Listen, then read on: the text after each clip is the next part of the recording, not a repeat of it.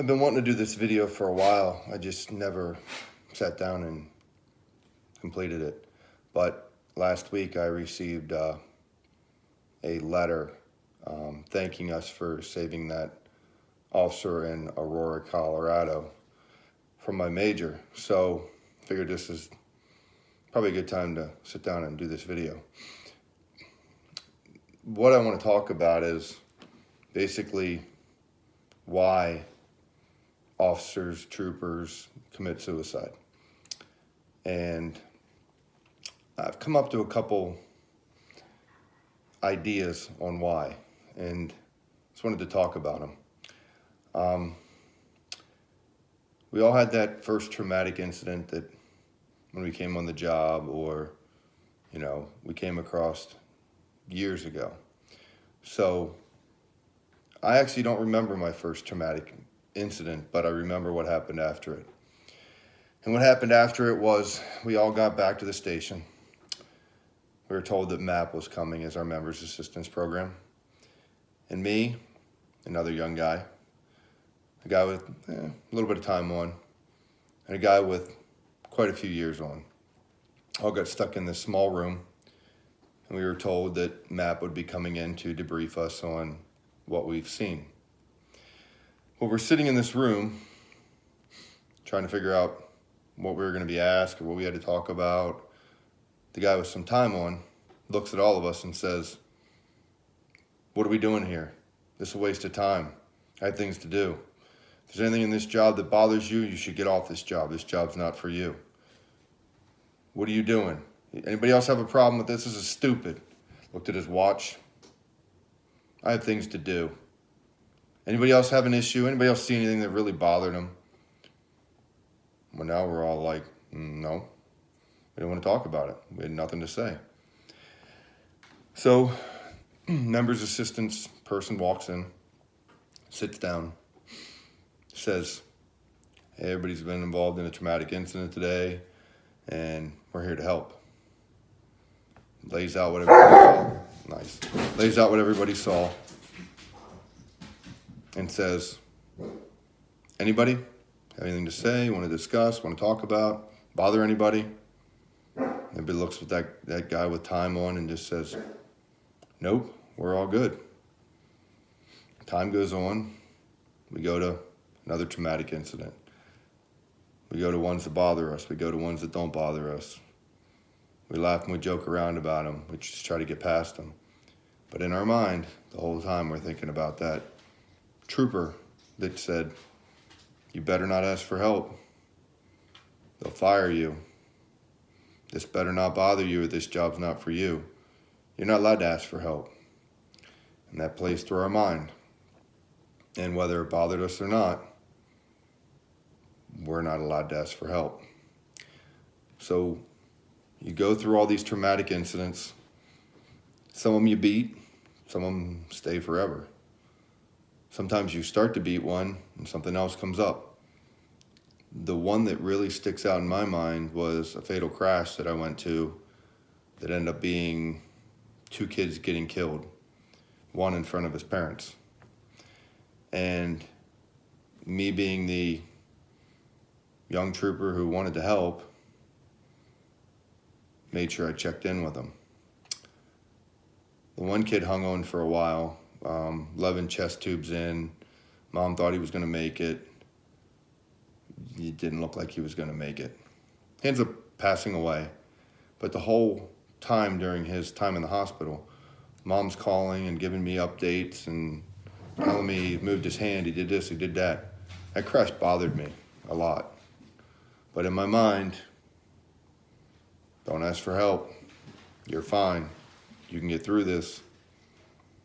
I asked my wife if she saw anything that let her know that crash bothered me. And she said, "Yeah, I just shut down. I quit playing hockey. I quit doing everything. I just came home from work and sat around." The way I got out of that one was I started playing hockey again. But that one almost cleared. I almost had that one out of my mind. And a month later, I got sent to another crash, another fatal, same school, same class, same everything. Come to find out, her sister was just killed months before, one road over. So these parents were going to have to deal with, no, 2 kids killed, twins. So why am I doing this video? Because we've all been there. That smell, the antifreeze, the oil, the rain, the flares, the sight of a car that matches that car. The littlest things will kick you off into not having a good day. So what happens? We go through the day, hold on. Hey, knock it off now. We go through that day. We're busy. We just sort of roll through it. Don't have any issues. But then we go to bed at night. We lay down in bed. It's quiet. We're trying to get through it. And all those sounds and all those smells and all that stuff comes back. And you lay in bed and you think about, what do I do? Do I fight it? Do I finally say it beat me?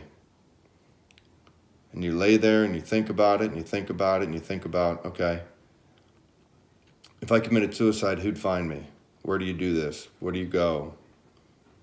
Does my family realize how far I am into this? We don't know. So 2 things happen. 1, we roll over and go to sleep and we win, or we give in and you finally just commit suicide. But then you make up your mind, you're going to sleep. Next morning you wake up and you play this whole thing again. You go to a traumatic incident, maybe you don't. Maybe it's quiet, maybe you smell something, maybe you hear something, maybe you see something that brings it all back again. And you have to fight that fight another day. Why? Because in our mind, we can't ask for help. We can't lose. We can't let this bother us. So we fight it and we fight it and we fight it.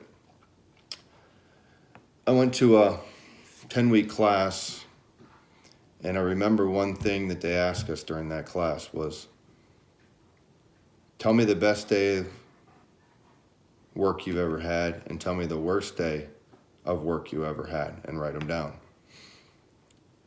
I think 95% of the people wrote down the worst day they ever had first, and they could have added days onto that.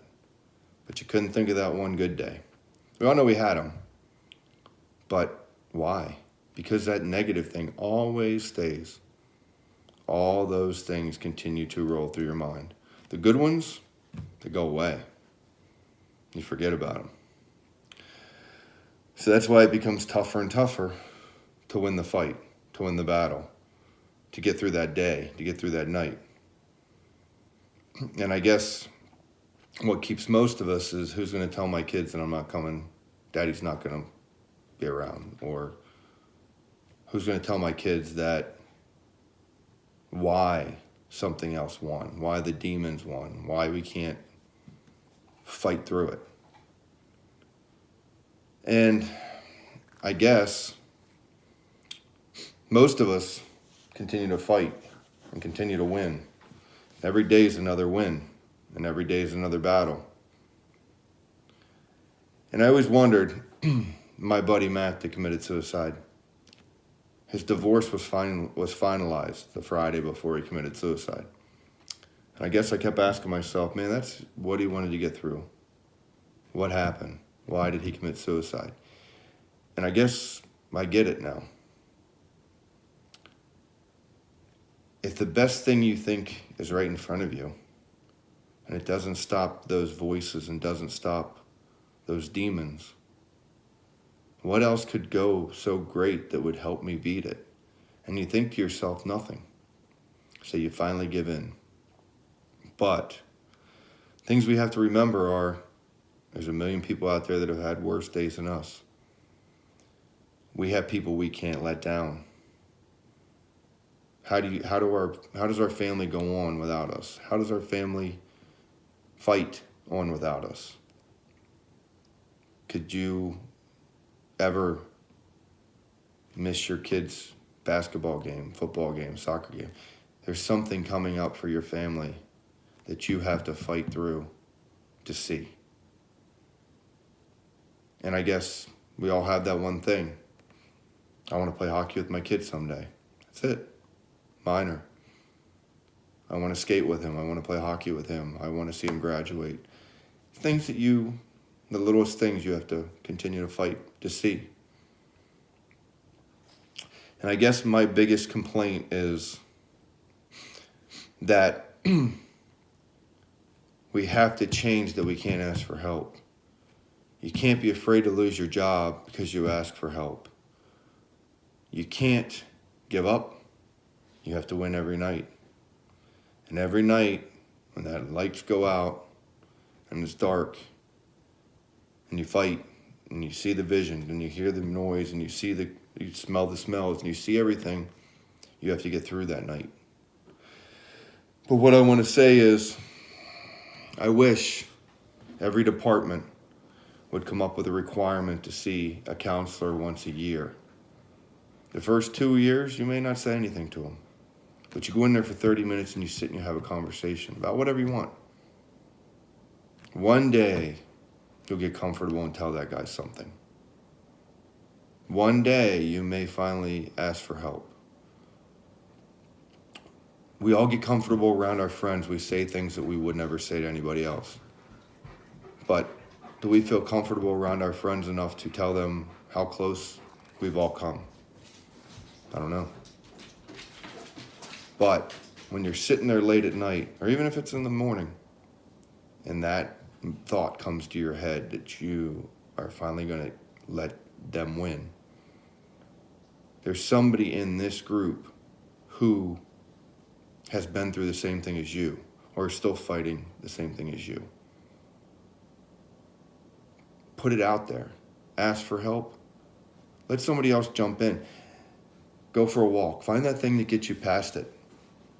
Put it in the group and find that person who wants to do something with you. Just put out you need help. I know there's a bunch of people that have gotten help from this group. And that's the greatest thing about it.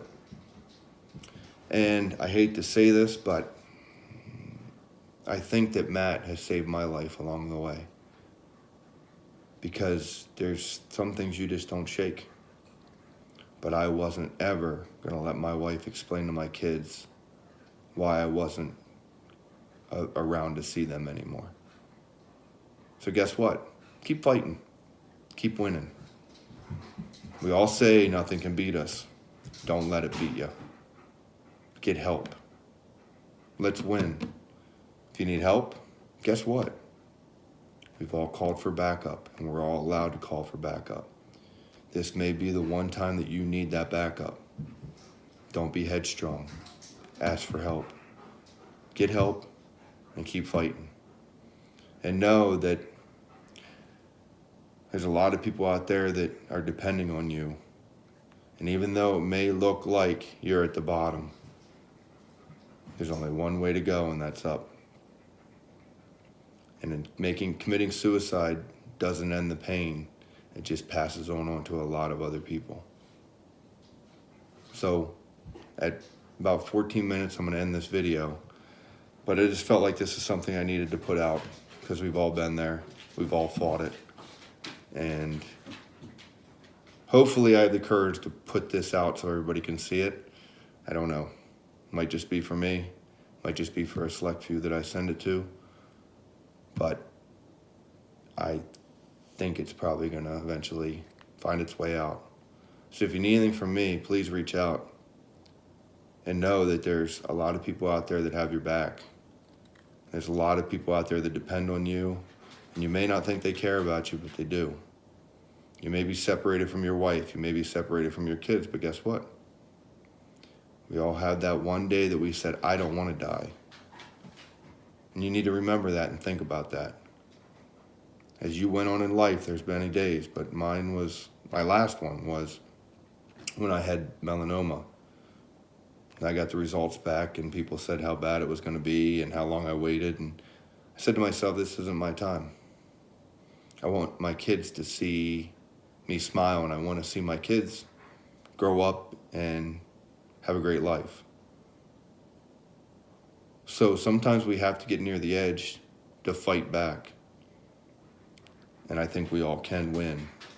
Keep fighting, because you're a winner. Take care.